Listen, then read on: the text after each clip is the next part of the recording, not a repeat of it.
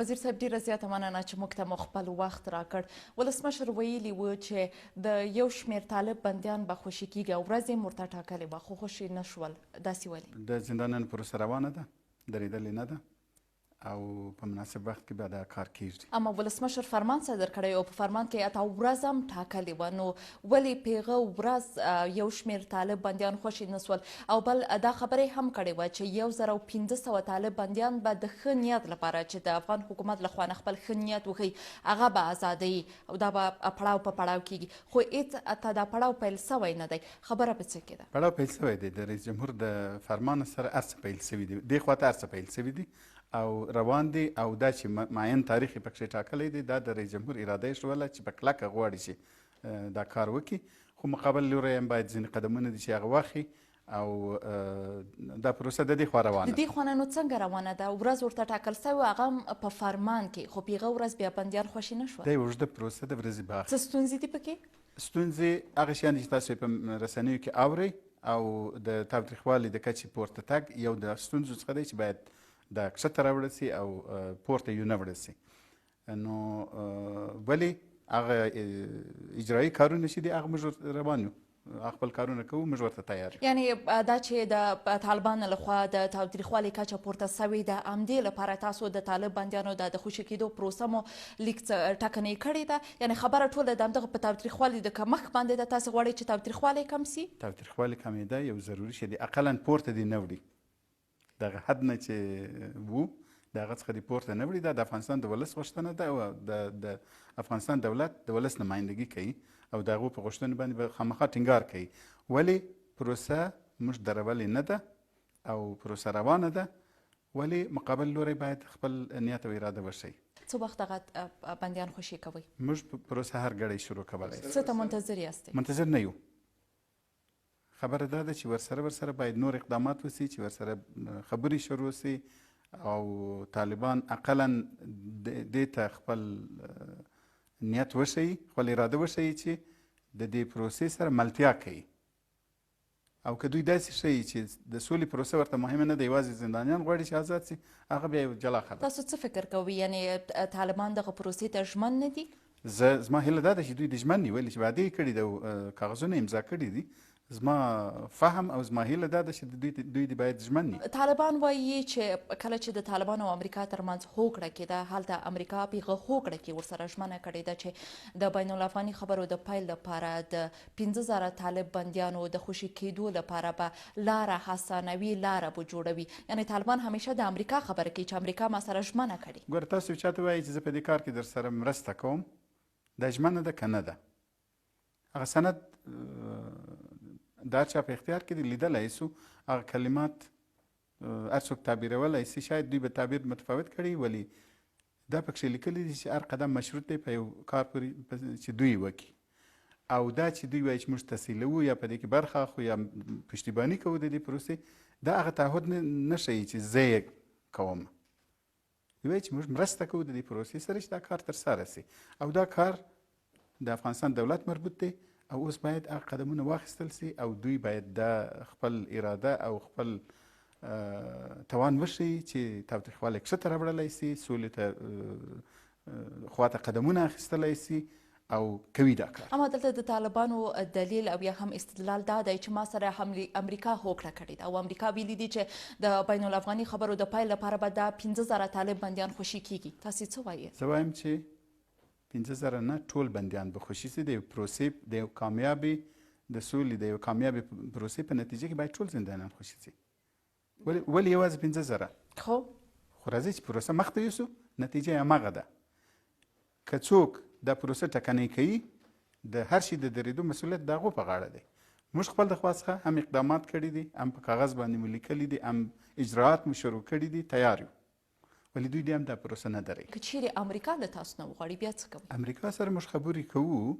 امریکا د دې پروسې کې شامل ده او همغه د تسهیل رول چې دوی ویلي دي هغه اوس هم دوی پکښې لګیا دي، کار کوي. موږ ګډ مشترک کار کوو هغې باندې، ولې د تسهیل او د کار د ترسره کولو دوه جلا رول دي. را بسم سرې کرښو ته د انس حقاني خوشي کېدل او ناخوشي کېدل دا هم افغان حکومت لپاره سره کرښه وه. همداسې د بندیانو د مخکې به ولسمشر ویلي و چې بندیان به هغه وخت خوشي کېږي کله چې بین الافغاني خبرې پیل سي، یعنی اول د پیل سي بیا به د بندیانو د خوشي کېدو په اړه به مذاکرې او بحثونه کېږي. خو انس حقاني هم آزاد څه او اوس خبرې په دې روانې دي چې مخکې له بین الافغاني خبر نه به بندیان ازادېږي، یعنی څو سرې کرښې ړنګې سوي دي. خبره دا ده چې د افغانستان د ولس غوښتنې چې په لویه جرګه کې بیان کړي او په کاغذ باندې پرېښولې، د افغانستان ولسمشر هماغه تعقیبوي. هر کار چې د هغې هغه شیانو ته د رسېدو لاره خنډ کړي هغه نه پرېږدي چې مانع جوړ سي د هغې څخه. او دا چې سره د دې پوهېدلو چې د ځینو زندانیانو ازادېده، د خاصو اشخاصو ازادېده، په ولس کې ډېر طرفداري نه لري. اوان تاسو ته سرې کرښې وي. بیا هم د سولې د پروسې دپاره دا یوازینۍ خبره دا ده چې دا ښیي چې ولسمشر د سولې پروسې ته متحد دی او د سولې راوستو ته ژمن دی او غواړي چې سوله راولي. او هر قدم چې تر اوسه اخیستل شوی دی مثبتې پایلې درلودلې دي. خو دلته یو بله اندېښنه بیا په خلکو منځ کې دا را پیدا کوي چې کله له یوې سرې کرښې نه تېر سولې، په راتلونکي کې به له نورو سرو کرښو نه هم شاید تاسې تېر سئ. دغسې نه ده؟ نه، په سوله کې تاسو مجبور یاست چې خبرې وکئ، بحث وکئ، او تاسو ته مهمه دا ده چې آخري نتیجه لاسته راوړئ، سوله راځي. افغانستان کې یو داسې سوله چې دلته همیشه دپاره سوله دا راځي که نه راځي. لوی هدف په نظر کې نیسئ، کوچني قدمو کې مجبور یاست کله کله دا ومنئ چې زه یو اضافي قدم اخلم د دې لپاره چې هغه هدف ته نږدې سم. برته راځم د بندیانو د خوشي کېدو مسلې ته. کله چې د طالبانو او امریکا ترمنځ هوکړه وسوله نو د بین الافغاني خبرو د پیل لپاره د طالب بندیانو خوشي کېدل اساسي شرط دی. اوس دا په پیل کې چې تر اوسه پورې دا پروسه لا پیل سوې نه ده، دومره جنجالونه دي، نو داسې فکر نه کوئ چې بین الافغاني خبر به له جنجالونو او له ستونزو ډک وي؟ همداسې نه ده؟ موږ هېڅ وخت نه دي ویلي چې د سولې پروسه به ډېر اسانه کار وي او موږ په دې پروسې کې داخلېږو چې دا اسانه کار دی. په دې داخلېږو، په دې مخ ته وړو چې دا مهم کار دی او دا د افغانستان د ولس لپاره ډېره حیاتي مسله ده. سخته به وي، بحث به شدید وي، سخت به وي، ډېر سخت تصمیماتو به ضرورت وي لا مخکې چې ورسو. او بل هر کار په شروع کې سخت دی، یو وارې چې دا پروسه مخ ته ولاړه سي بیا هیله دا ده چې لږ اسانتره به وي او سخت تصمیماتو ضرورت دی. دا معلومه ده چې دا ډېر اسانه کار نه دی. بین الافغاني خبرې ننګونکې بولئ، تر ټولو لویه ننګونه به تاسو لپاره څه وي؟ تر ټولو لویه ننګونه دا ده چې پروسه په مثبت شکل پای ته ورسیږي او هغه پایلې چې ورڅخه غواړو هغه لاسته راسي. د پروسې ساتل او مخته وړل دا هماغه شی دی چې تر ټولو مهم دی او باید هغه کوم ځای ته چې غواړو ورسیږو هغه ته ورسیږو. په لارې کې دا پروسه خنډ نه سي، ونه درېږي، منحرفه نه سي. دا هغه مهمترین مسایل. د بین الافغاني خبرو یادونه مې وکړله. ټاکل سوی چې ډېر مخکې له طالب سره افغان مرکچي پلاوی باید جوړ سوی وای. د دغه پلاوي د جوړښت کار چیرته رسېدلی؟ پلاوی جوړ سوی دی، آماده دی، او نه تنها پلاوی بلکې ټول میکانیزم آماده سوی دی چې د رهبري شورا ده او د مذاکرې ټیم دی او مشورتي شورا ده چې هغه یې واسع شورا ده د دې لپاره چې د افغانستان د ولس ټول خلک په هغه کې نمایندګي او شمولیت ولري. دا ټول میکانیزم به یو ځای کار کوي. په پلاوي کې څو کسان دي او د ښځو برخه به څومره پکې وي؟ په پلاوي کې 15 کسان دي، د مذاکراتي ټیم کې 15 کسان دي او ښځې په کافي حد کې حضور لري. هلته تقریبا یو 3 ته نږدې. د افغان حکومت غړي او یا هم چارواکي به هم پکې وي؟ بله. څومره؟ هغه اکثریت نه دي، کافي حضور د هرې خوا څخه حضور لري. د افغانستان دولت خوا څخه به هم یو تعداد کسان پکښې. راځئ په کور دننه د سیاسي جنجالونو ته په کتو سره داسې فکر کوئ چې یو شمېر مطرح سیاسي ډلې د کوم پلاوی مو چې تاسو جوړ کړی له دغه جوړښت او ترتیب نه دوی خوښ دي؟ سلا مشورې سوي دي؟ سلا مشورې د ډېر وخت څخه روانې وي، نومونه د دوی سره شریک سوي دي او د دوی د خوا څخه نمایندګي په دې هیات کې وجود لري، په دې ټیم کې په کافي حد کې نمایندګي وجود لري او دوی هم د پروسه د دې پشتیباني کوي او په 15 کسو کې تر هغه اندازې پورې چې ممکنه وي چې ټولې خواوې شامل کړي په بهترین شکل سره شامل دي او شمولیت یوازې د مذاکراتي ټیم کې نه دی دا باید په ټول میکانیزم کې په نظر کې ونیسو چې ټولې خواوې په دې ټول میکانیزم مطمئن یې ډاډه یې چې مطرح سیاسي ډلې د دغه پلاوي له جوړښت نه خوښ دي دا د نن ورځې ضرورت دی او د افغانستان سیاسي رهبران دغومرې پوخوالی او تدبیر لري چې د وخت د ضرورت سره مطابق حرکت وکړي او هیڅ یو د دوی خیله نه کېږي چې خپل د نمایندګي د شاملولو دپاره ټوله پروسه مختله نه کړي او نه یې کوي که داسې وګڼو چې د طالبندیانو د خوشي کېدو مسله حل سوې ده پلاوی ټاکل سوی دی کله چې له طالبانو سره د سولې خبرو